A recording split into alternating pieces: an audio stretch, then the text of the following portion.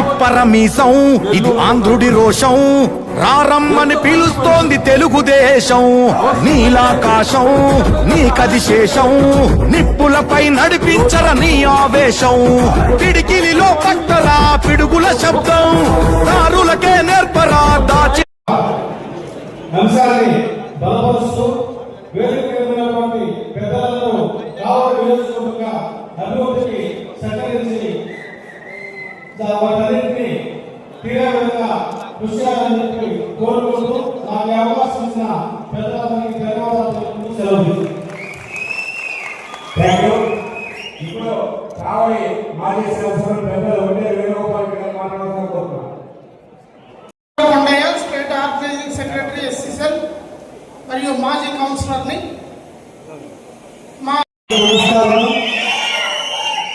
ఈనాటి తెలుగు పండుగ, తెలుగు వాడి పండుగ, తెలుగు దేశం పండుగ సందర్భంగా ఇక్కడికి విచ్చేసినటువంటి పార్లమెంటు పరిధిలో ఉన్న తెలుగుదేశం కుటుంబ సభ్యులందరికీ స్వాగతం సుస్వాగతాన్ని తెలియజేస్తూ స్టేజీ మీద కూర్చున్నటువంటి అగ్రత మహారథులందరికీ కూడా శిరస్సు నుంచి నమస్కరిస్తూ, ఇది తెలుగు వారి యొక్క గొప్పతనానికి నాంది పలుకుతూ ఏర్పాటు చేసుకున్నటువంటి సభ ఈ తెలుగు మహానాడు సభ.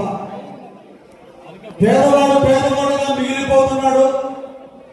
ధనవంతుడు ధనవంతుడిగా ఎదిగిపోతున్నాడు,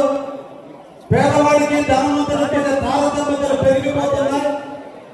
ధనవంతులు పేదవాడిని అంగదొక్కుతున్నారు, పేదవాడిని హక్కులు చేర్చుకోవాలి, తెలుగు భాష కనుమరుగైపోతుంది, తెలుగువాడు పతనమైపోతున్నాడు, ఢిల్లీ వల్ల కాళ్ళ కాళ్ళ తెలుగువాడు ఇబ్బందులు పడుతున్నారు, తెలుగువాడి వాడిని వేడిని ఖ్యాతిని ఈ ప్రపంచ నలుమూలన చూపించేందుకు పుట్టుకొచ్చిన పార్టీ తెలుగుదేశం పార్టీ. నందమూరి తారక రామారావు గారు తెలుగుదేశం పార్టీని స్థాపించి 9 నెలల 10 రోజుల్లోనే ప్రపంచ రికార్డులను బద్దలు కొడుతూ ఇందిరాగాంధీ యొక్క ప్రపంచాన్ని ఎదుర్కొని ఆంధ్రప్రదేశ్లో ముఖ్యమంత్రిగా 1983 జనవరి 10వ తేదీన తెలుగుదేశానికి ముఖ్యమంత్రిగా నాడు ప్రారంభమైనటువంటి తెలుగుదేశ ప్రస్థానం నేడు చంద్రబాబు నాయుడుతో, రేపు రాబోయే రోజుల్లో ముఖ్యమంత్రిగా లోకేష్ బాబుతో ఎప్పుడు కూడా తెలుగుదేశానికి ఎదురు లేకుండా కార్యకర్తల అండగా, పేదవాడికి అండగా 5 ఏళ్ళు నోట్లేకపోయేటట్టుగా పేదవాడికి ప్రోత్సాహాన్ని చూపించే ఈ తెలుగుదేశం పార్టీ ఉన్నంతకాలం ఆంధ్రప్రదేశ్ ప్రగతి ఎప్పుడు ఉంటుందనేదానికి నాందే ఈరోజు ఇంతమంది కార్యకర్తల సమావేశం. ఎప్పుడో కృతాయుగంలో ఇంద్రుడు అమరావతిని నిర్మిస్తే ఈ చంద్రుడు ఈ రోజు అమరావతిని, ఆ అమరావతికి తలదన్నేదిగా ఈ రోజు అమరావతిని ఏర్పాటు చేయబోతున్నారు. వ్యవసాయదారుల బాధలు తీర్చాలి, వర్షాలతో ఆధారపడటం కాదు, ఈ ఆంధ్రప్రదేశ్లో ప్రతి వ్యవసాయదారుడు ప్రతి ప్రాంతం అభివృద్ధి చెందాలని ఈ రోజు పోలవరం ద్వారా అన్ని నదులను అనుసంధానం చేస్తూ ఈ రోజు మన అందరి జీవితాల్లో వెలుగు నింపుతున్న చంద్రబాబు నాయకత్వంలో ఈ రాష్ట్రం ఎప్పుడు వెలుగుతూనే ఉంటుందని కూడా తెలియజేస్తూ, ముఖ్యంగా మా కావలి నియోజకవర్గం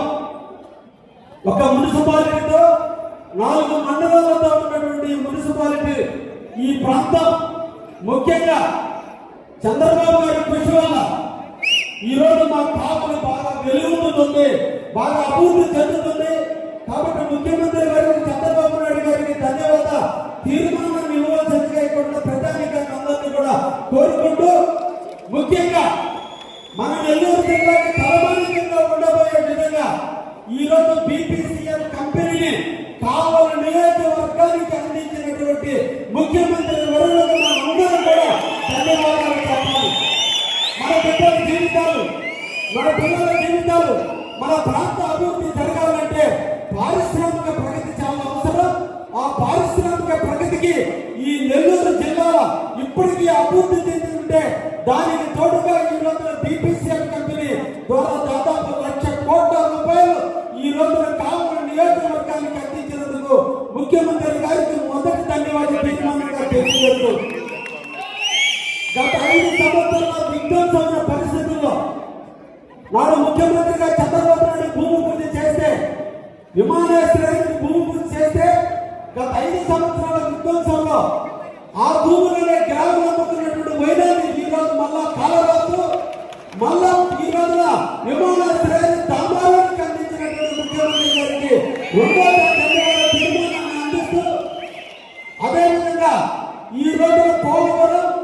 అమరావతి అన్ని కూడా ఆంధ్ర ప్రజలకు ఇస్తున్నందుకు ముఖ్యమంత్రి గారికి అదేవిధంగా లోకేష్ బాబు గారికి మా అందరం కూడా ధన్యవాదాలు తెలియజేయాలని ఈ ద్వారా తీర్మానం ఇవ్వాలని సందర్భంగా అధ్యక్షుడు కోరుకుంటూ